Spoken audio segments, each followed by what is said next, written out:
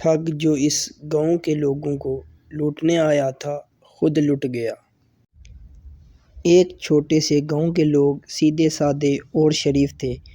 ان کی نیکی اور مہمان نوازی دور دور تک مشہور تھی۔ اسی گاؤں میں ایک عقل مند شخص بھی رہتا تھا۔ لوگ اس کی نصیحتیں سن تو لیتے تھے لیکن ان پر عمل نہیں کرتے تھے۔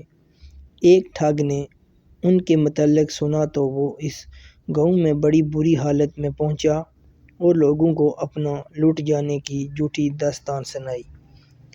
ان لوگوں نے ہمدردی کرتے ہوئے اس کی خوب آؤ بھگت کی اور رہنے کو ایک مکان میں انتظام کر دیا۔ کچھ دن گزر گئے تو ٹھگ نے گاؤں والوں سے کہا، مجھے ایک کلہاڑی دے دیجیے، میں لکڑیاں کاٹ کر اپنا گزارا کروں گا۔ مجھے یہ اچھا نہیں لگتا کہ آپ لوگوں پر بوجھ بنا رہوں۔ لوگ خوشی سے راضی ہو گئے اور اسے ایک کلہاڑی دے دی۔